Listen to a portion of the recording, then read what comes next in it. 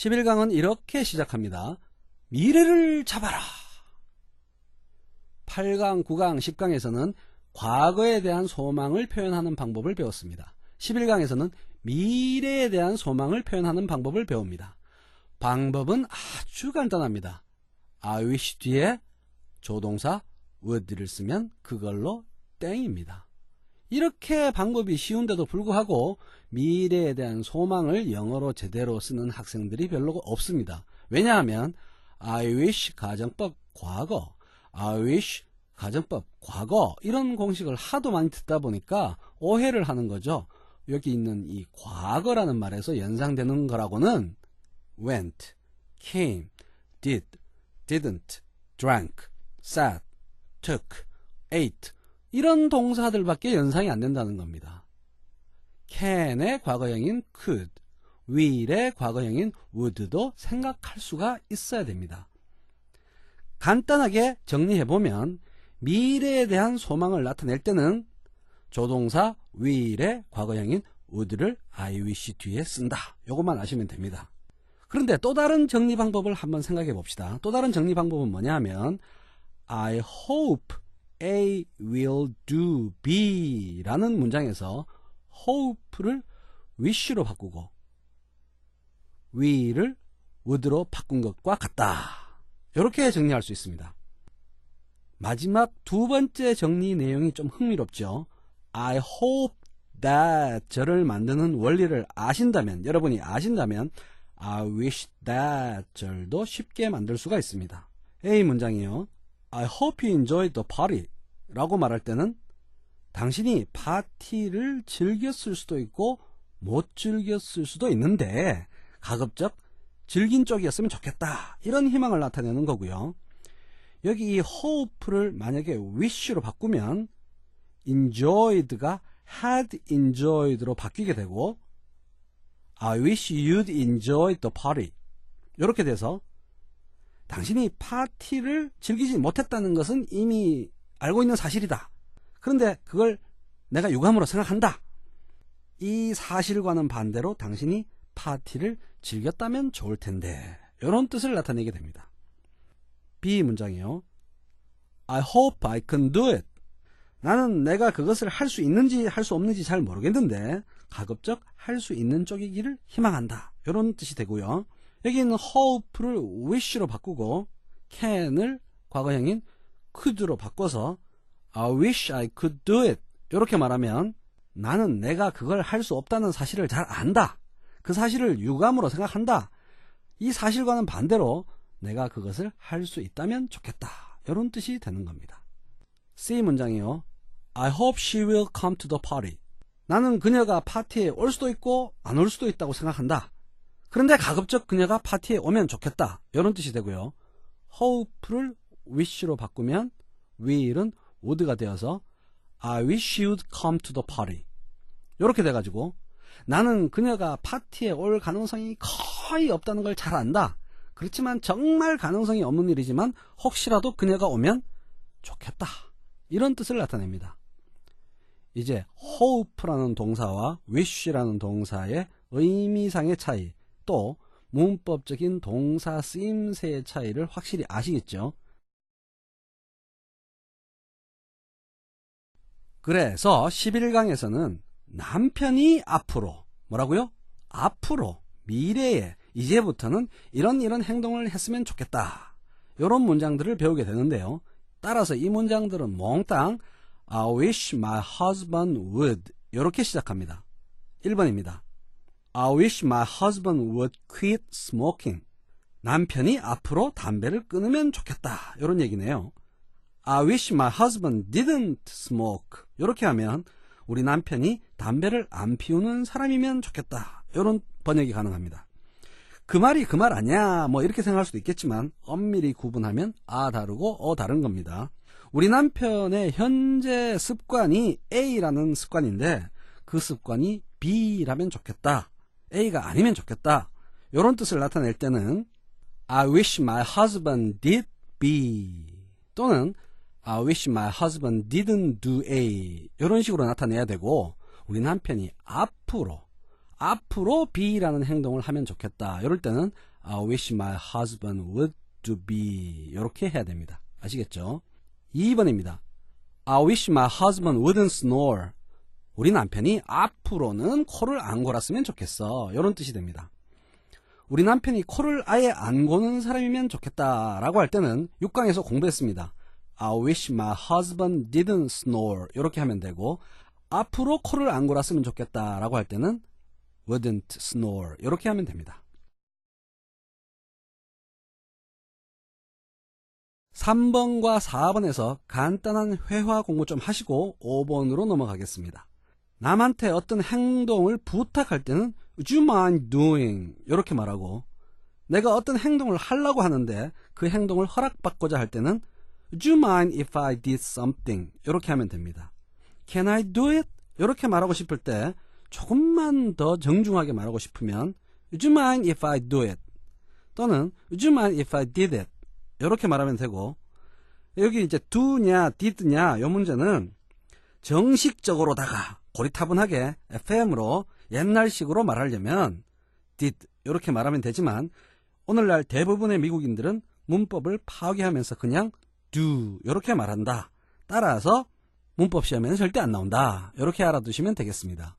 Will you do it? 이렇게 말하고 싶을 때 조금만 더 정중하게 말하려면 Would you mind doing it? 이렇게 말하면 됩니다. 이것보다 약간 덜 정중하게 말하고 싶으면, 중간 정도로 정중하게 말하고 싶으면 Do you mind doing it? 이렇게 말하면 되고, 또 이것보다 조금 더 캐주얼하게 나가려면 mind doing it 앞에 do you나 would you 이런 거 안 쓰고 그냥 mind doing it 이렇게 말하면 됩니다. 자, 3번 문장에서 뭐라고 했습니까? Would you mind if I smoke? 이렇게 했죠? 담배 피워도 괜찮겠습니까?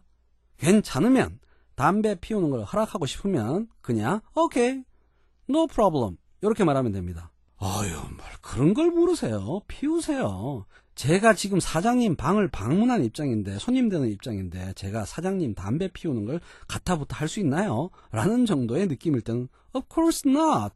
Not at all. 아니, 괜찮습니다. 피우십시오. 이렇게 말하면 됩니다. 반대로 뭔 소리? 뭔 담배? 안 돼. 피우지 마.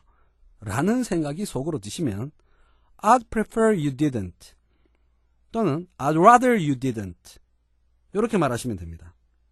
I'd prefer, I'd rather 이런 거는 I wish처럼 뒤에 과거형 동사를 데리고 다니는 걸 좋아하는 표현들입니다. 그래서 I prefer you don't가 아니고 I prefer you didn't, I'd rather you don't가 아니고 I'd rather you didn't가 되어야 됩니다. 오늘 참 많이 배우네요. 자, 4번입니다. Would you mind turning off the lights? 요거는 사실상 Will you turn off the lights? Can you turn off the lights? 이렇게 부탁하는 말입니다. 그러니까 I mind, I don't mind 이런 식으로 대답할 필요가 없죠. 그냥 okay 라고 하면서 불 꺼주면 되는 겁니다. 자, 이제 간단한 회화 공부 끝내고 5, 6, 7, 8번으로 넘어가겠습니다.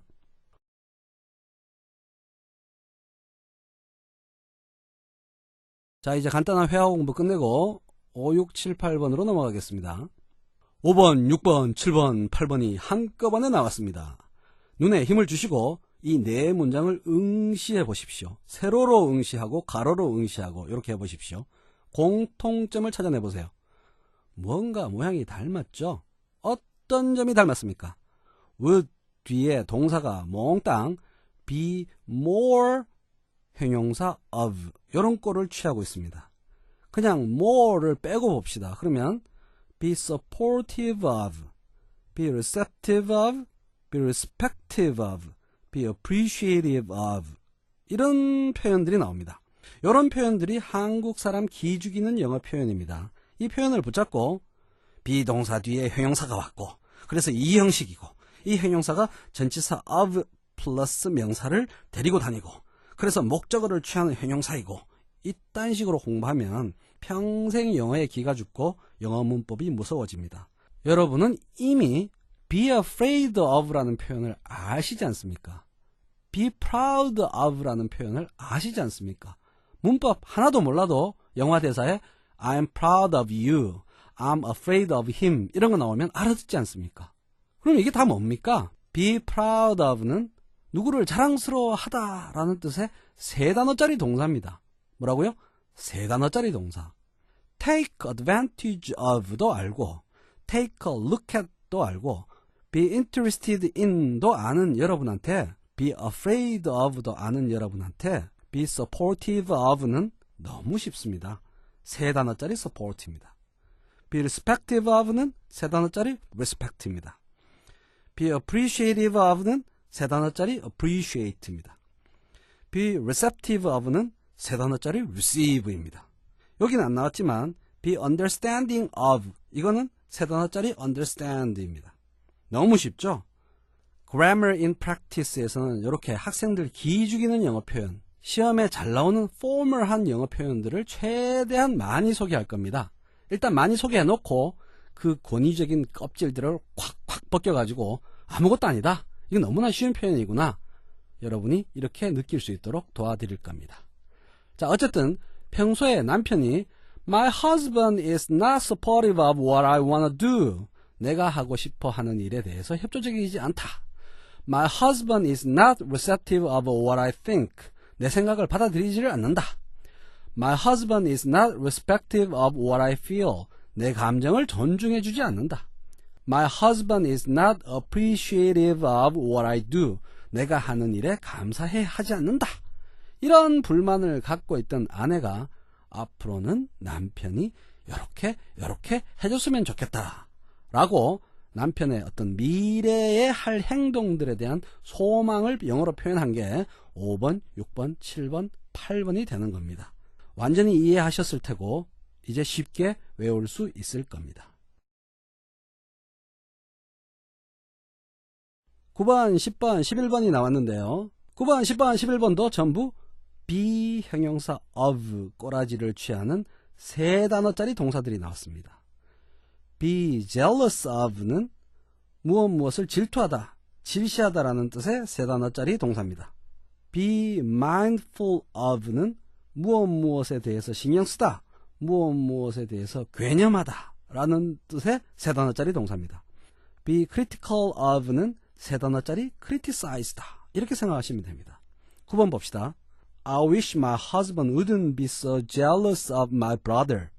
처남에 대해서 질투가 아주 많은 남편에 대해서 아내가 가지는 미래에 대한 소망입니다. 우리 남편이 처남에 대해서 앞으로는 질투를 안 느꼈으면 좋겠어. 이런 뜻이 되죠. 10번이요. I wish my husband wouldn't be so mindful of my weight. 아내의 체중 증가에 대해서 너무 신경을 많이 쓰고 잔소리를 많이 하는 남편에 대해서 아내가 가지는 소망을 표현한 거죠. 11번입니다. I wish my husband wouldn't be so critical of my parents. 장인 장모가 하는 일에 대해서 불만이 많은 남편에 대해서 불만을 갖고 있는 아내의 미래에 대한 소망입니다. 12번, 13번, 14번으로 오늘의 강의를 마무리하겠습니다. 12번이요. I wish my husband wouldn't mind if I stopped shaving. 내가 제모를 안 해도 우리 남편이 신경을 좀 안 썼으면 좋겠어. 앞으로는. 13번이요. I wish my husband wouldn't mind if I gained some weight. 내가 체중이 좀 늘어도 우리 남편이 신경 쓰지 않았으면 좋겠어. 앞으로는. I wish my husband wouldn't mind if I used his laptop. 내가 자기 노트북 컴퓨터를 좀 써도 남편이 신경 쓰지 않았으면 좋겠어. 앞으로는. 자, 이렇게 해서 미래에 대한 소망을 나타내는 방법도 배우고 비형용사 of 꼴의 여러가지 동사 표현들도 배우고 hope와 wish의 관계도 배웠습니다. 이제 한 강만 더 하면 I wish가 끝나고 시제편으로 넘어갑니다. I wish는 이미 우리에게 시제의 많은 비밀들을 가르쳐줬고 가르쳐주고 있습니다. I wish를 우리가 지금까지 열심히 공부했기 때문에 또 열심히 공부하고 있기 때문에 13강부터 시작하는 시제 공부가 더욱 쉽고 수월하고 재미있어질 겁니다. 여러분 수고하셨습니다.